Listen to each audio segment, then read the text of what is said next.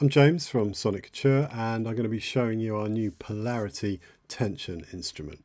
Now, Polarity is the name of our new dual granular engine. We're really excited about this, and we're going to be releasing a series of Polarity instruments over the next year, collaborating with different sound designers and artists. This first one, we've collaborated with KV. Now, KV have built up a fearsome reputation over the last few years as a sound design team. They have done a lot of sound design for us, producing different sound packs and contributing to product sound design. And I'm sure if you Google them, you will see that they have done sound design for a huge number of music software and music tech companies. And this is what we've come up with. As you'll see, we've got this very minimalist front panel, just two waveforms. Now these represent the two different granular engines. And these here are not videos, but they are in fact macro controls. And these will give you control over many different parameters which can be assigned differently for every snapshot. So it's a really, really powerful creative tool.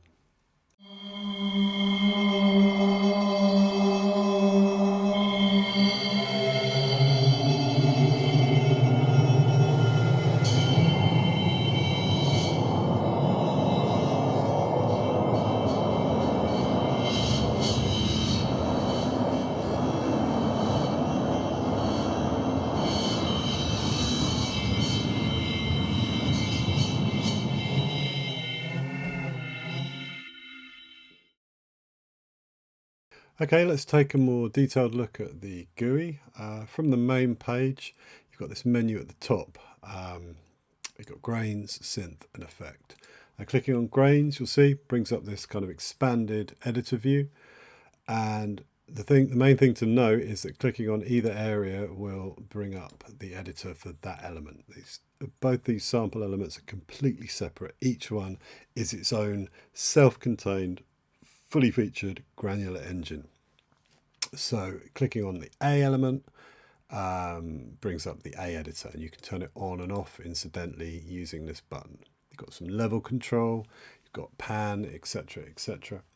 And over here, this is the kind of waveform management. Now, KV created all the original sample content for Polarity Tension, and you access it here. The great big menu, all kinds of interesting audio here. They recorded a lot of industrial machinery, a lot of weird instrumentation, vocal stuff. But the important thing to note is that it was curated and it was created in tandem with the Polarity engine. So what I mean by that is they'd be recording stuff, then taking it into Polarity, working with it, see what worked, then go back, record differently to come up with a really kind of highly specialized set of audio with which to create the sound design for Polarity. And that the end result of that is a huge set of presets, really, really big library of presets. Each one of these, there's quite a lot of work in each of these presets, as you'll see as you watch our other videos. The amount of kind of modulation and possibilities that can be assigned and programmed in to each sound is vast. So yeah, I think there's over 180 here. It's quite hard to get to the bottom of the list. No, there we go. Okay, just back to that. Yeah, so this is just the waveform area. You can scroll through the waves there. You can click this and you'll get a random wave. That's a great way to work.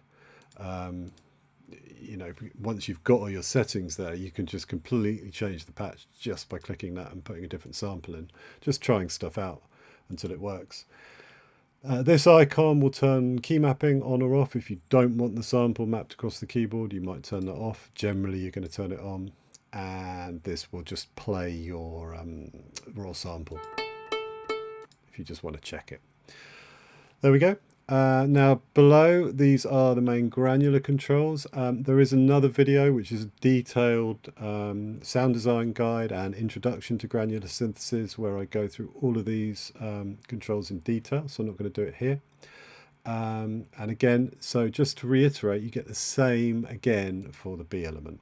Turn it on and off, Same set of controls, but completely separate elements. So you can build contrasting or complementing elements that work together. And yeah, and then you come into the menu here and click Synth, and you'll notice you get a slightly different set of controls for each element.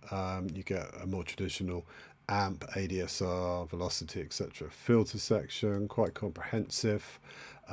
Key mapping and envelope, our slim control, which will dial out the fundamental of any sample, which is quite a handy little control. And you can select a wide variety of contact filters to use here.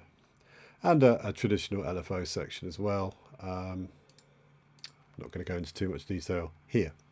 And you'll also notice at the bottom of this screen we've got these 4 dials. Now these represent the macros. So when you're programming, you've got access to those, and you can see how you set them up. And the way that you set them up, as you'll have probably noticed, is with these little letters that you get under some of the parameters. Not all the parameters, but most of the useful ones. So A relates to control A. And if you wanted that to read something different, then you certainly could do that. You could pick a huge number of parameters and route them all to one macro and assign different modulation amounts in this way and get some really interesting results. Okay, and finally, just the effects section here. This preserves the independent nature of the 2 engines. It's important to say that. You've got, again, the stream across the top with 3 inserts here, and you can select any of the NI effects you want here. And you can do the same for element B. And again, these signal paths are staying completely separate until you get here, and you get each gets its own send, which again can be modulated. Each gets its own send into the shared IR reverb library, which contains, as usual, our collection of custom-made reverb IRs. So again, you can have, you can have one element will have reverb on, the other won't, if that's the way you choose to do it. You've always got the luxury of that separation to work with. Finally, this menu, just some basic controls to initialize the patch. You can set up what mod wheel controls. This is an aftertouch ready instrument. You'll find a lot of the presets use aftertouch in a really creative way, and you can pick which modulator to route aftertouch to, or indeed none of them at all. And again, you can remove the user waves or enable micro tuning there. Okay, that's a quick overview of the GUI. As I say, there's another video giving an in-depth programming guide and introduction to Granular, so do check that out.